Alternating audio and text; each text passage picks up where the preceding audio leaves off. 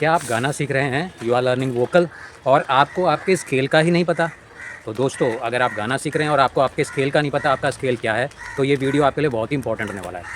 नमस्कार दोस्तों, मैं सुभाष चंद्र आर्य आपका स्वागत करता हूं मेरे YouTube channel music with Subhash में, जहां मैं आपको म्यूज़िक से रिलेटेड जानकारियां देता रहता हूं। तो दोस्तों, आज का ये वीडियो है सिंगर्स के लिए, उन सिंगर्स के लिए, नए अपकमिंग जो म्यूज़िक के स्टूडेंट्स हैं और जो वोकल सीख रहे हैं, यानी कि गायन सीख रहे हैं। तो दोस्तों, होता क्या है कि जब आप गाना सीख रहे हैं तो सबसे पहली बात है आपको अपने स्केल से प्रैक्टिस करनी चाहिए। ये स्केल क्या होता है?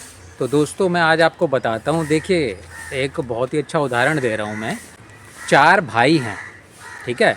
अब 4 भाई हैं, तो अब वो चारों भाई हैं लगभग 20 साल से ऊपर के, मान लीजिए। अब वो उनको शर्ट ख़रीदनी है मार्केट से, तो जिसका जो साइज़ होगा वो शर्ट ख़रीदेगा ना। मान लो किसी का नंबर आता है 30 नंबर की शर्ट पहनता है, कोई 34, कोई 36, है ना।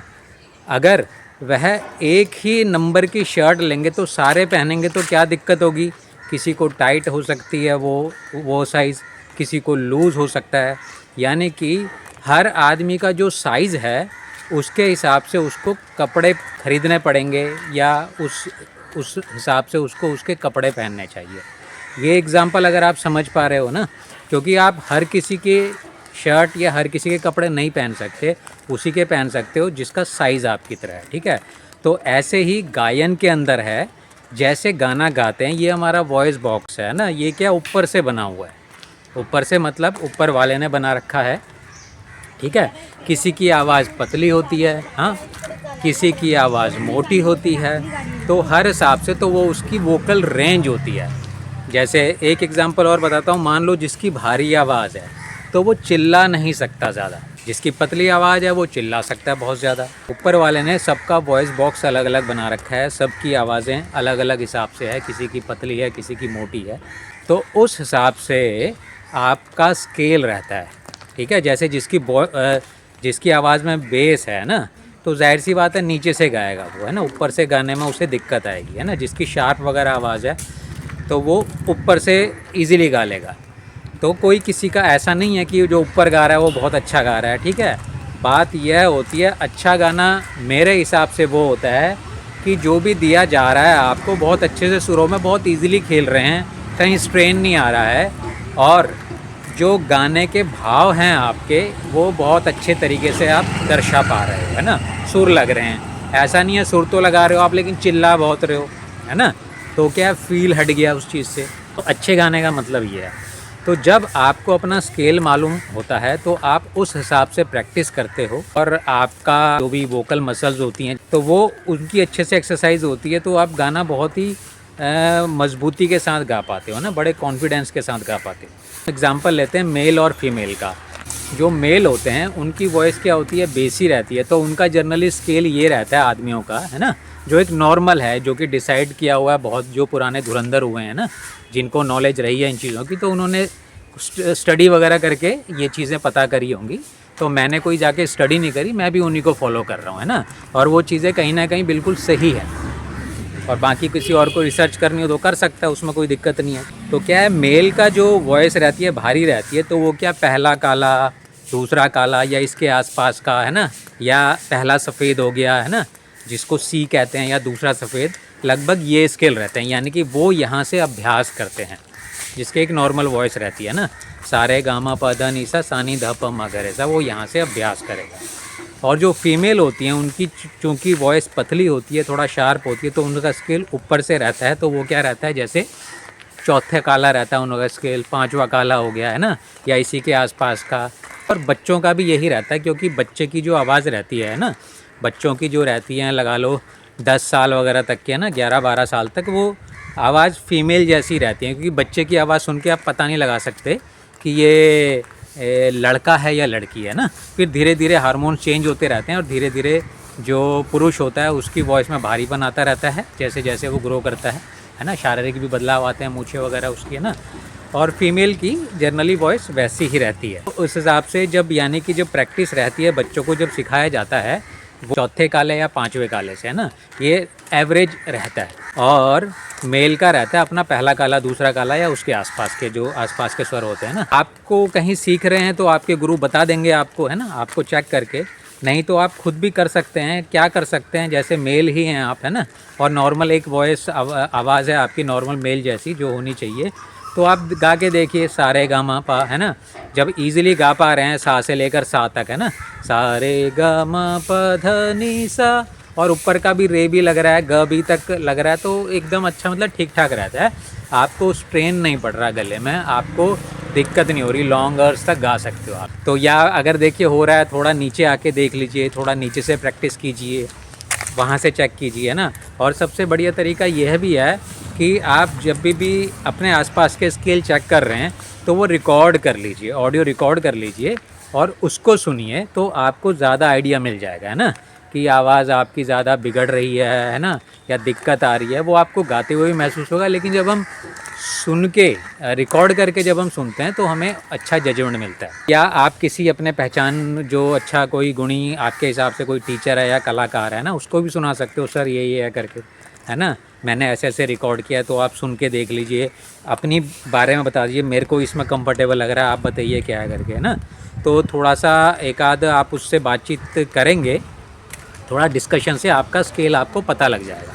तो जब आपको आपका स्केल अच्छे से पता लग गया ना, फिर क्या है, संगीत आराम से सीखने में मज़ा है। पता लगे भाई, कई बार क्या है, आपको बहुत दिक्कत हो रही है, जैसे मैं प्रैक्टिस किया करता था पहले काले से ही ना, तो मुझे पहले काले में थोड़ी दिक्कत होती थी, है ना, ऊपर सा रे वगैरह करके, है ना। वो वोकलिस्ट तो मैं हूँ नहीं, ठीक है, लेकिन थोड़ा बहुत जो बेसिक सिखाने के लिए रियाज़ करना है, या अपनी जानकारी के हिसाब से, या थोड़ा बहुत स्वरों में उतार चढ़ाव होता है, उसके लिए अभ्यास करता था, तो मुझे दिक्कत होती थी, है ना।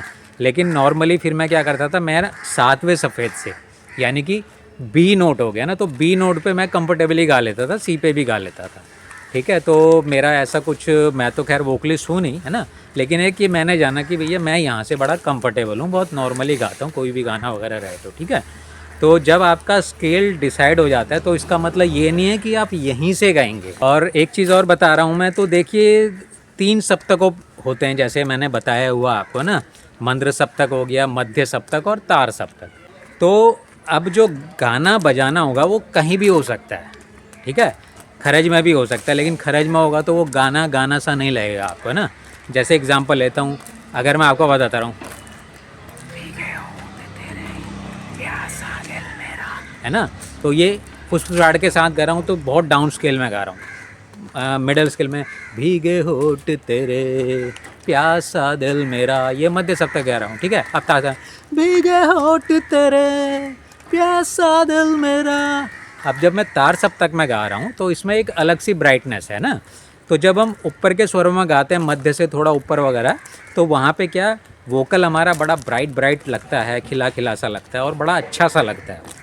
तो मोस्टली जो गाने जो रहते हैं सुगम संगीत के अंदर आ गया नॉर्मल गज़ल वगैरह, ये सब हो गया, है ना, या फिल्मी म्यूज़िक हो गया, मोस्टली तो फिल्मी म्यूज़िक ही ज़्यादा प्रचलित है हमारे यहाँ पे।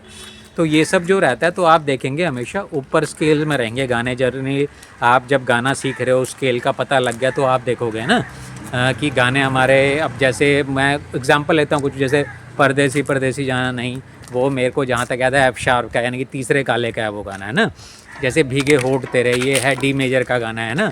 या पल पल दिल के पास तुम रहती हो, ये जी मेजर का गाना है। होने चाहिए तो मेल वॉइस के साथ सारे यहाँ होने चाहिए पहले काले से, लेकिन नहीं, वहाँ पे उतना आनंद नहीं आता। तो जो मेरा एक्सपीरियंस है, जो प्रैक्टिकली मैंने अनुभव किया है, जब हम थोड़ा ऊपर से गाते हैं तो चीज़ें काफ़ी ब्राइट दिखती है, म्यूज़िक काफ़ी अच्छा सा लगता है। और इसलिए बॉलीवुड म्यूज़िक वगैरह मोस्टली आप देखोगे ऐसे ही रहते हैं, चौथे काले पाँचवें काले से। तो सिंगर ने कितना जाना वगैरह है, लेकिन जो कोई ठेठ क्लासिकल कोई सॉन्ग रहेगा, है ना, जो कि पूरा आरो अवरो इस्तेमाल हो रहा है इधर उधर के, तो वो देखेंगे मेल सिंगर है। अगर बॉलीवुड में भी है तो पहले काले दूसरे काले ऐसे ही चलेंगे वो जनरली। ये आप अपने एक्सपीरियंस से देख सकते हैं। तो दोस्तों आई होप थोड़ा एक बेसिक जानकारी हो गई होगी। अभी हारमोनियम नहीं है मेरे पास क्योंकि मैं बाहर बना रहा हूँ, थोड़ा उतना अच्छे से आपको नहीं तो साज के साथ और अच्छे से समझा सकता मैं, लेकिन एक ये बेसिक वीडियो बना दिया मैंने, इससे भी आपको काफ़ी कुछ आइडिया हो जाएगा। तो बस यही है कि अगर आप कहीं संगीत सीख रहे हैं तो पहले तो अपना स्केल पता करवाइए भाई सर मेरा स्केल क्या है, थोड़ा मुझे इसमें हेल्प करो फाइंड आउट करने में। और बाकी कुछ सेल्फ भी आपको डिसाइड करना है तो भी मैंने कुछ तरीके बताए हैं करके, उससे भी कर सकते हो आप। लेकिन बेटर ये होगा आप किसी गुरु के सानिध्य में ये मतलब उनसे जानकारी लो कि आपका स्केल क्या है, क्योंकि जब आपको आपके स्केल का पता लग जाएगा तो उसका मतलब यही है आप अपनी फिटिंग के हिसाब से कपड़े पहनेंगे ना। पता लगा आपकी हाइट है 5 फुट की और अमिताभ बच्चन के साइज़ का कुर्ता पहन लिया तो कैसे लगेंगे आप, है ना। तो वही चीज़ है, जो वहाँ का स्केल है और आप अलग से गा रहे हो तो कहीं ना कहीं सूट नहीं करेगा और प्लस गा भी नहीं पाएंगे आप। तो इसलिए स्केल का पता होना ज़रूरी है आपको, है ना। और स्केल जो होता है हमारा, जो स्केल का मतलब यही है जो हमारे 12 स्वर होते हैं ना, ठीक है, जो पूरा ऑक्टेव होता है उसमें से कहीं से भी हो सकता है। और ये मतलब हर जगह से एक स्केल बन सकता है ना, इंस्ट्रूमेंटल कहीं से भी बजा सकता है। एक इंस्ट्रूमेंट बजाने वाला आदमी 12 जगह से एक गीत को बजा सकता है, लेकिन गाना गाने वाला नहीं गा सकता वो, है ना। क्योंकि वो तो इंस्ट्रूमेंटल है, उसमें कोई स्ट्रेन तो पड़ नहीं रहा है भाई, है ना। वो तो मैकेनिकल चीज़ है ना, यहाँ बजा रहे हैं बज रहा है। लेकिन मनुष्य, ये ह्यूमन जो वॉइस बॉक्स है ना, इसकी कैपेसिटी है ना, ये कहीं से भी आप भगा नहीं सकते हो आप, है ना। तो वही है, फिर जब आपको स्केल अपना पता लग जाएगा। अच्छा एक चीज़ और बताना चाहूँगा मैं, जब आपको अपना स्केल पता होता है ना, फिर क्या होती है आपकी परफॉर्मेंस बहुत दमदार होती है। दमदार का मतलब कोई गाना लिया आपने, है ना। अब जैसे हम इसी का एग्जांपल लेते हैं, बड़ा अच्छा एग्जांपल है ये, भीगे होठ तेरे का, है ना। अब ये डी स्केल का, जैसे मैं उन दिनों नया नया मुंबई आया था तभी मैं होटल वगैरह में कीबोर्ड बजाया करता था, है ना। तो मैंने नोटिस किया था जैसे गाना है ये भीगे होठ तेरे, है ना, ये डी मेजर यानी कि दूसरे सफ़ेद से और तार सप्तक पे बजता है ये, है ना, भीगे होठ तेरे। और इसमें अलग ही मज़ा आता है, बहुत मुझे बहुत अच्छा लगता है गाना। हालांकि पिक्चराइजेशन इसका बड़ा थोड़ा बोल्ड सा है, लेकिन गाना बहुत अच्छा है ये, है ना। थोड़े लिरिक्स भी थोड़ा सेंसुअस किस्म का गाना है। तो मैं देखता था जब होटल में वहाँ पे कोई सिंगर आता था और उसे समझदार है, उसे अपने स्केल का पता है, तो अगर मैं डी देता था बोलता रहे भाई फट जाऊँगा यहाँ से गाऊँगा। वो कुणाल गंजावाला जी ने गा दिया, भैया मेरे बस की नहीं है, इसे ऐसा करो नीचे लो। मैं कितना लूँ नीचे ना करके, मैं सी से गा दूँ, नहीं मतलब बी से नहीं बी फ्लैट, है ना। बी फ्लैट यानी कि 5वें गाले से गवाता था। तो ठीक है वो फील नहीं आ रहा लेकिन ऑलमोस्ट आ रहा है। हाँ लेकिन क्या गाना तो ख़राब नहीं हो रहा ना आपका, यानी कि गाना गाता था वो पंच तो नहीं मिलता था जो गाने में था, क्योंकि भीगे होठ तेरे, है ना, वो थोड़ा नीचे से भीगे होठ तेरे, है ना, वो अपने हिसाब से। लेकिन वो समझदारी भरा डिसीज़न होता है उसका, सिंगर का, क्योंकि उसे पता होता है भाई मेरी रेंज क्या है। पता लगे मैं ज़बरदस्ती उसमें गा रहा हूँ और स्वर आगे जाके ऊपर लग रहे हैं और मैं फट रहा हूँ, बेसुरा हो रहा हूँ, तो वो बेइज्जती होती है ना। तो स्टेज के ऊपर में आप ख़राब कलाकार हो, फिर अगर बेसुरा गा रहे हो तो, है ना, ये आवाज़ फट रही है आपकी, यानी कि आपको आपकी हैसियत का नहीं पता, मतलब अपनी कैपेबिलिटी का, है ना। तो वो सिंगर बहुत समझदार था और वो बी फ्लैट से गा रहा था वो गाना। तो ये है, जब आपको स्केल का पता होता है फिर आपको आइडिया हो जाता है, हाँ यार मैं यहाँ से यहाँ गाता हूँ। फिर गाने को सुनते हो आप, फिर कहते हो नहीं यार ये मेरे को ऐसा ऐसा करके यहाँ से गाता है ना। तो क्या आपकी परफॉर्मेंस ख़राब नहीं होती। और आपको स्केल का नहीं पता है तो आप ले दे के जिसने जहाँ से गाया वहीं से चालू कर दोगे, और फिर क्या होता है, फिर हो जाती है प्रॉब्लम, ठीक है। तो ऐसा उन सिंगर्स के साथ बहुत होता है जो जनरली सीखे हुए नहीं होते हैं ना, बस चढ़ जाते हैं गाना शुरू कर देते हैं। उनको नहीं पता होता भाई मेरी रेंज क्या है, और रफ़ी साहब ने तो यहाँ से गाया, मेरे वो भी लग जाते हैं उसमें, और फिर क्या है कहीं ना कहीं बिखर जाते हैं वो, है ना। फिर वो माहौल अलग हो जाता है, वो मतलब आपकी फिर उस हिसाब से फिर बातचीत रहती है करके कि अरे यार ये तो भाई बेसुरा सिंगर है, ये है वो है करके, ठीक है। तो बेसुरा वगैरह कोई नहीं, बस यही है हमें अपनी कैपेबिलिटी का पता होना चाहिए, सिंपल सी बात है ना, कि भाई मेरा वॉइस बॉक्स ऐसा है, बेसी वॉइस है तो मेरा ये स्केल है ना, थोड़ी शार्प है तो ये स्केल है। वो कोई गुरु निर्धारण करेगा आपका, है ना, या थोड़ी बहुत समझदारी आप में है, मैंने टिप्स बताया उससे भी जानकारी ले सकते हैं आप। तो दोस्तों आई होप ये वीडियो काफ़ी हेल्पफुल रहेगा, स्पेशली बिगिनर सिंगर्स के लिए, है ना, जो कि सीखना शुरू कर रहे हैं ना, क्योंकि उन्हें तो पहले दिन से ही अभ्यास करना है। तो first of all you should find out what your scale is, then you start practice, ठीक है। तो पहले आप अपना स्केल निर्धारित कीजिए, है ना, पता कीजिए गुरुजनों से या किसी से भी, है ना, जो मैंने बताया तरीके, अगर खुद से ही करते हैं प्रैक्टिस, है ना। आज की डेट में क्या यूट्यूब से भी काफ़ी लोग कर रहे होते हैं, और सीख भी सकते हैं, ऐसा नहीं है। बाकी पर्सनली गुरुजी से सीखते हो, फिर क्या होता है, कमियां एकदम बता देता है सामने वाला व्यक्ति ना, आप जो गलतियां कर रहे होते हो। और जो आप वैसे ऑनलाइन सीख रहे हो, online in the sense YouTube से सीख रहे हो, फॉर एग्जांपल मेरे से भी सीख रहे हो ना, तो कोई चीज़ गलत अभ्यास कर रहे हो तो मुझे नहीं पता तो आप करे जा रहे हो, है ना। और फिर क्या, गलत जब पक्की हो जाती है फिर बहुत दिक्कत हो जाती है उसे ना। अब आपने गलत चीज़ कोई पक्की कर लिया, फिर उसे बड़ा मुश्किल होता है ठीक करना, है ना। तो इसलिए अभ्यास बहुत कीमती चीज़ है, बहुत समझ के साथ होना चाहिए। अभ्यास पे जो समय खर्चा करते हो ना, वही आपको कलाकार बनाता है, और ढंग से अभ्यास नहीं होता तो वही आपको कलंकार भी बना देता है ना।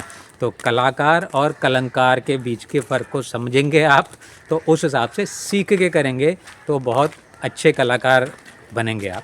आई होप दोस्तों आपको ये वीडियो पसंद आएगा, और ये शेयर कीजिएगा उन लोगों के साथ जो भी नए नए सिंगिंग वगैरह वोकल की क्लासेस कर रहे हैं ना।